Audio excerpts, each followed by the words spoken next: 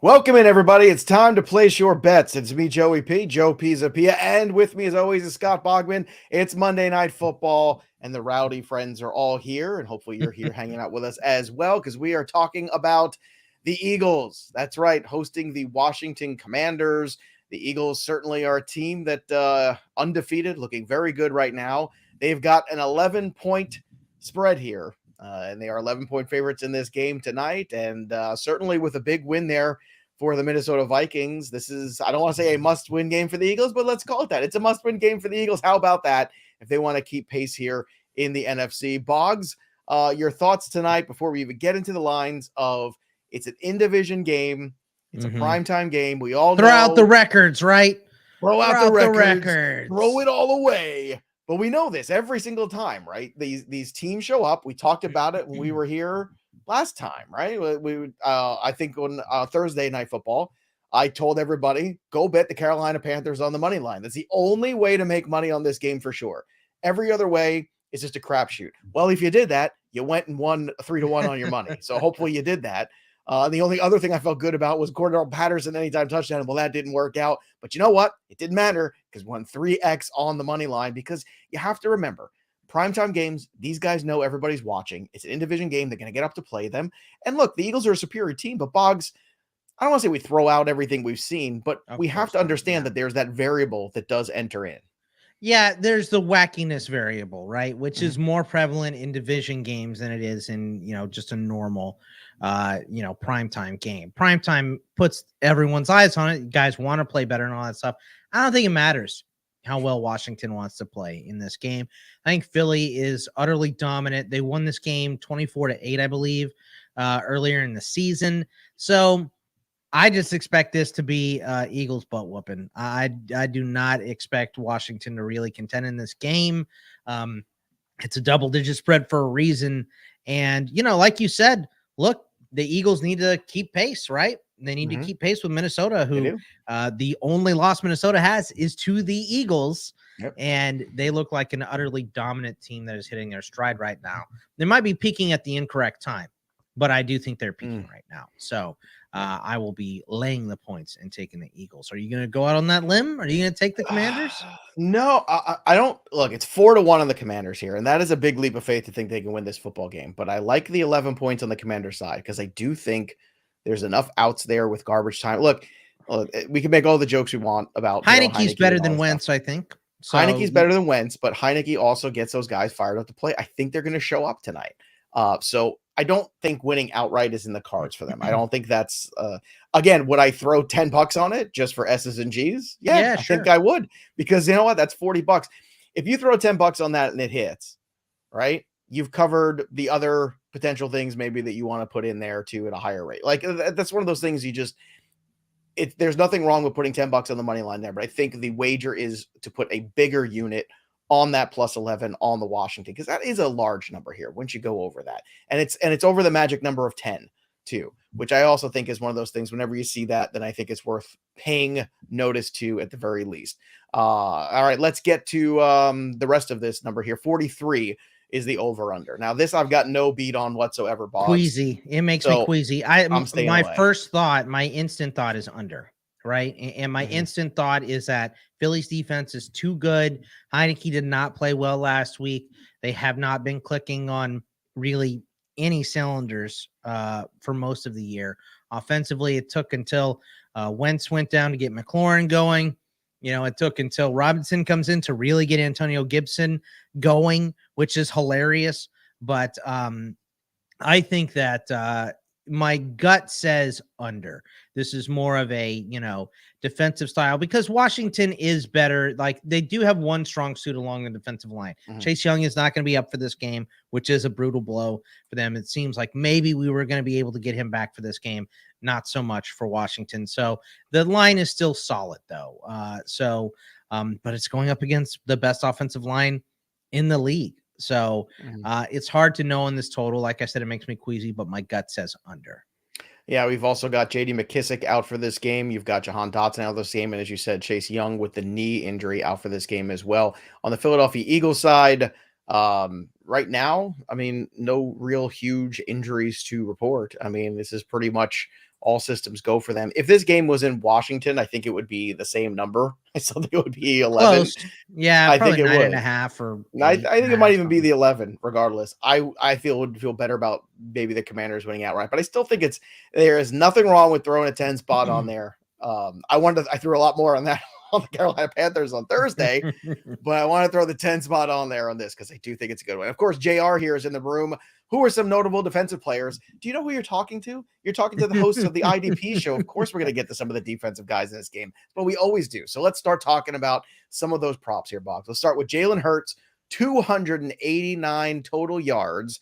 So 385 last week in week 4. Again, last time I should say against Washington. So 289.5 is that total for this. You're getting -115, and you like the over on this. Yeah, if I'm going to bet something on Jalen Hurts, because I was looking at rushing yards and then passing yards, and I just wasn't real sure. So I said, well, what do we got for the total yards? In 289, now you don't care how he gets it. He can pass against Washington. Washington is terrible against the pass. They're not great against the run either. And we've seen Jalen run for some large totals. So, even if he gets to just 200 yards passing, if he's putting up 100 on the ground, which is a possibility with Jalen at any point, we don't expect that. Justin Fields is the only one we expect 100 rushing yards from at quarterback. But I'd say 250 passing yards, the rest rushing. I think he can get that. Do you know Justin Fields is now the 6th highest rusher in the NFL after it is the least surprising thing.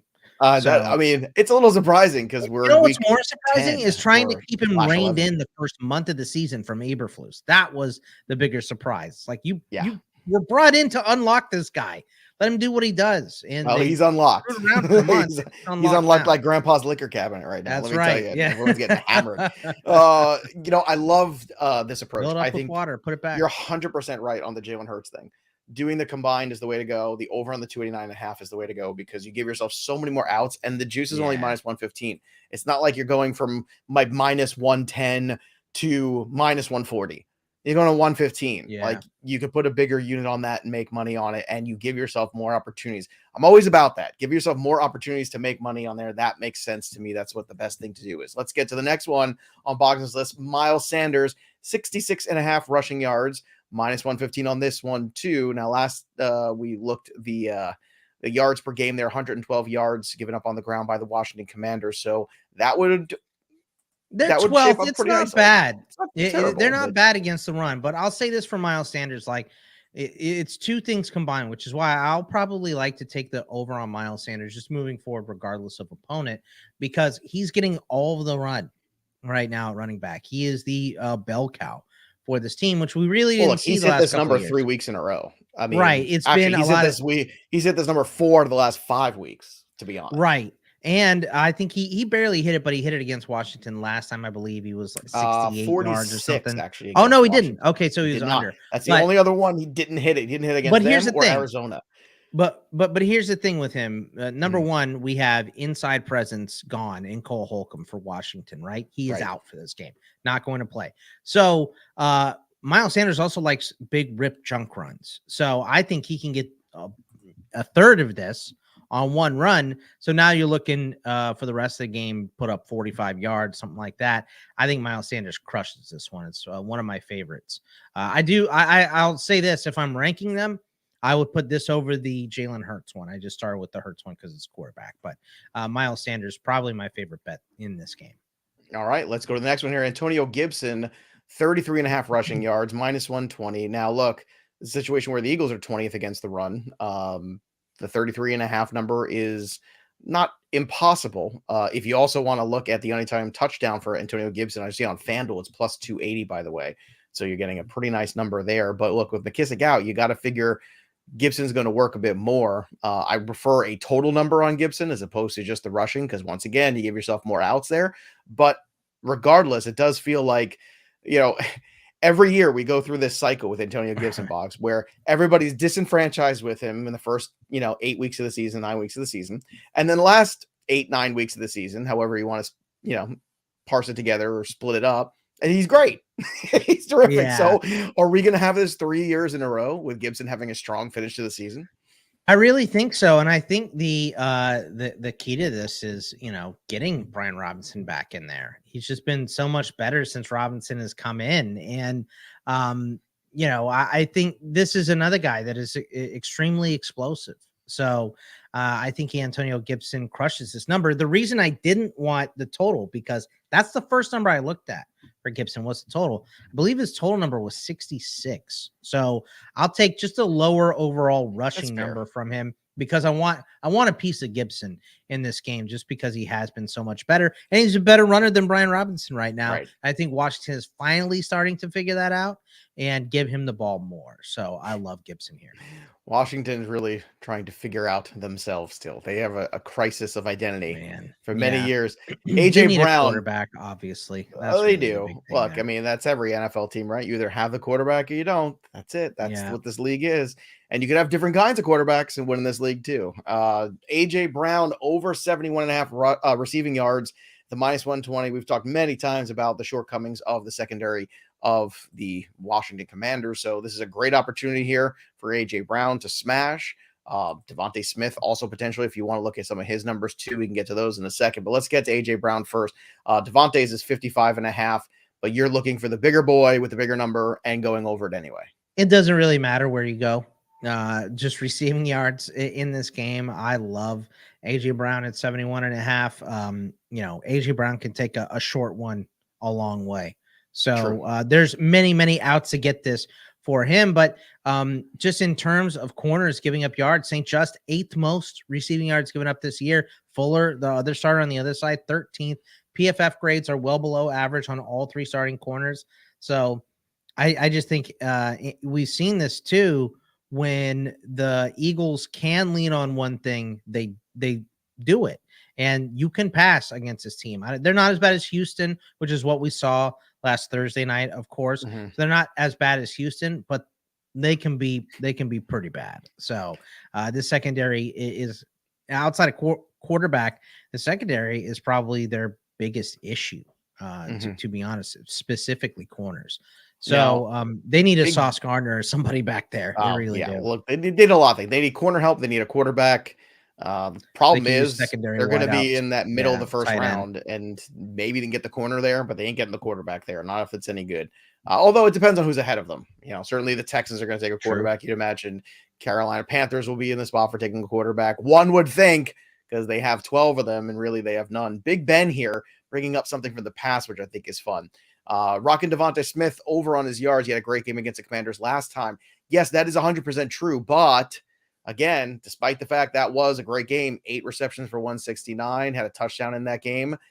So, lightning striking twice. To me, I would rather pivot to the AJ Brown here, because I think whenever you go back and you look at tape, you try to fix the things. Okay, what did Devontae beat us on? Okay, let's fix those. I would lean towards where Bogman is with AJ Brown tonight, despite the fact that history told us already earlier in this year Smith was that guy. I'm going to go with Brown tonight too. They're both good matchups, though. It's just tough to have that big monster game twice against a team. And your logic is absolutely correct there, Joe, because it's, what is a coach going to focus on? Well, that's torch us last time. This guy beat us. This is somebody else beat us. Right. And that's AJ Brown. So I get it. But just statistically, you look at all of this, and it made me want to take the Jalen Hurts over on the receiving or on the passing, because it looks so juicy and easy to get here. But I just trust more Hurts total. So I think both sides. We've convinced Big Ben. It is fair. Well, it is fair, but I think that his assumption that Devontae Smith did pretty good and should have a good game here again is also pretty fair. I will say this, Big Ben, that number of 55.5 ain't no thing. I mean, that is a very achievable number anyway. Are good numbers. Just be careful with it, because once again, I mean, good football, and this is what you do, is you go back, you always look at the tape, what happened last time. There's familiarity there too. They did a lot of quirky things with Smith in that game too. So if you recall the ways they got him open, some of the plays that they ran, you've shown that already. So now you have to be a little bit more basic, so to speak. Now let's get to the defense, because we know JR was asking for that. So let's talk about the defense here. Who you got for us? Because I believe Javon Hargrave is the dude you want to talk about. We got the over on the sack total, 0.75 at +105. Ooh, plus money. Let's go. Give me that Gravedigger, dude. 5 sacks in his last 2 games. He has been unbelievable. I don't know what. Speaking of cheat codes, let's just do. This guy has been unlocked like Justin Fields over the last couple games, and you look at this interior of the line in Washington, right? You have Norwell ranks 45 out of 81 guards on PFF. Larson, the center, 26 out of 38 centers, 37 out of 81 for Billy Turner, Trey Turner, excuse me, the guard. So I just think the interior of this line is unbelievably gettable, and you're going to have, Gravedigger up the middle with Fletcher Cox. I think that he can get to the quarterback at least once here. You don't really like an interior guy to get that sack, to be honest with you. If you want another defensive play, I was looking at the tackle numbers on DK, and I didn't like a lot of them. The only one that I like, and it wasn't enough to put it in my top 5 bets here, was Cameron Curl, because there is no Cole Holcomb and John Bostic. They have brought back and is going to play. Dusted him off, again. Boy. That's fun. I mean, a lot of dust goes in the air. Yeah, it's like they had to go so far. Indiana Jones had to find him in a temple somewhere. So, but it's him and Jamin Davis undersized. And John Bostic is 1,000. So I think Cam Curl he plays really good run defense. I think he can come up and get. And the Eagles like to run the football. Well, Miles Sanders and Boston Scott and Jalen Hurts and Gainwell too, all of them. Yeah, and Gainwell. Yeah, so there should be ample tackle opportunity for Cam Curl. And if I had to pick one team to just crush in time of possession, it also would be Philly. So Cam Curl would be my one tackle number. Like I said, not good enough to put it here, but a solid number. I believe it was. Let me just double check. Was it 7.5? That sounds it was right. For Cam Curl. They took it off. Oh no! No, here it is. No, 7.5. 7.5. 7.5. Okay, there you go. That's a big number for him. He hasn't hit. He hasn't hit that most games, but it's also plus. It's plus 115 right now, so it's pretty good. Bad. There's another one too that I'm looking at that I mean the juice is a lot. It's minus 148, but Curtis Samuel has got 4.5 is the number on the receiving the receptions tonight, and he's only hit that once in the last 4 games. And the corners are really good for the Philadelphia Eagles. I'd be looking at that one too if you want to play parlays, which again I don't love doing. But if you take 2 really good things and you take something like that I think is kind of a lock to go under on the 4.5, because even if he hits the 4, I mean, you're still winning that. So, I mean, you've got to, to be honest with you, like 6 is the biggest number he's had in the last 5 weeks. And that was 5 weeks ago. So, and one of those receptions he had was a pick on the referee from the defensive back, a ball he shouldn't have caught. So I think the threading the needle here is going to be really tough. CJ Gardner-Johnson's playing great. The secondary's played very well for the Eagles. I think that's something that you could probably lock down there. Anytime touchdown, we like to always take a look at that too. If you want to go all in on your A.J. Brown stuff, maybe you want to take, again, keep it simple, no more than 3 things. That's the magic number. If you want to take your over on the Jalen Hurts, you want to take that with A.J. Brown, and then the anytime touchdown plus 125. You're getting a good number on A.J. Brown there. Miles Sanders and Hurts are both in the minus column. Devonta Smith's at plus 200. That's a pretty good one as well. Dallas Goedert at plus 220. That's another one too that I would circle with a big red. So if you want to go place with a touchdown props there, Goddard to me might be the best return on that board outside of maybe Gibson on the other side. What's up? Philly defense plus 475 to score a touchdown. Option. Yeah, to score a touchdown. Oh, I like anybody that on the defense. I like you that almost one. Quintupling your money there. Let's go. There you go. All right, before we get out of here, Boggs, anything else here? Any expectations for this game tonight? You think the Commanders show up here and make it a contest, or you think? I hope so. I would love to see Terry McLaurin getting his due. The guy should get 10 targets at least tonight. I know Darius Slay should be on him and everything, but you got to throw the ball up to T-Mac. You got to give him a shot to make a play. Hey, look, McLaurin had half Heinicke usually does, I think, last time they played, so it's not impossible. But again, different quarterback. That is the one thing. So last time Heinicke does it though. He 6 for 102. He does. He's got tunnel vision for McLaurin, which is why I don't want to touch his number tonight. Because his number of receptions is actually probably right where it should be. It's a really good number. I didn't put his numbers on here either because they're not very trustable. But I would love that. That's what I want to see. I would love to see the run game get going for those guys. I really wish we're getting Chase Young back, but I just expect this to be another dominant performance from this Philly O-line. And honestly, if you could give an O-line MVP, I'd give it to Philly right now, because that is why they're winning. They're winning because of that dominant O-line. Jalen Hurts staying clean. He's not the best passer. He's not a very good passer, I would say. But anyone in the NFL can make throws if you get all that time. And he creates time himself. So it's a lesson for the Bears to learn in the draft this year. Go get an offensive line, give Fields some more time, because Fields has got a cannon. Yes. Fields can throw the football. He can. He's a way better thrower than Hurts. Way 100% better thrower. Yeah. So not even up to debate. But he needs targets and offensive linemen. So they need a lot of stuff in Chicago. I'm just happy Cole Kmet's finally becoming a thing. That's right. You know this. I have been fighting this losing battle with Cole Kmet for 2 years now. My second highest shares this year. It was Eli Mitchell 1, who thank God he's back and getting run. I couldn't believe it. What in the hell? I mean, what? Bro, what is going on there in Sanford? I don't know, man. Does he realize it's Christian McCaffrey? It's but also like some other Christian McCaffrey's had issues staying healthy, and so is Eli Mitchell. So I think this is kind of good for both of them. Bad for fantasy, that's for sure. It is. Gross. I agree. Bad for fantasy. That's a story for another show and another channel. This is Betting Pros. Make sure you subscribe to Betting Pros YouTube. Click that little bell to let goes ding for the notifications. So you know every time we're out here, we'll be back with another live stream on Thursday. And this morning, we just recorded the look ahead for Week 11. And I like Bogman's Steelers already in that early look ahead. The 5 points at home. Let's go. Mike Tomlin, home underdog against the Cincinnati Bengals. And already beat him once. Back. 2-0 with TJ Watt in the lineup.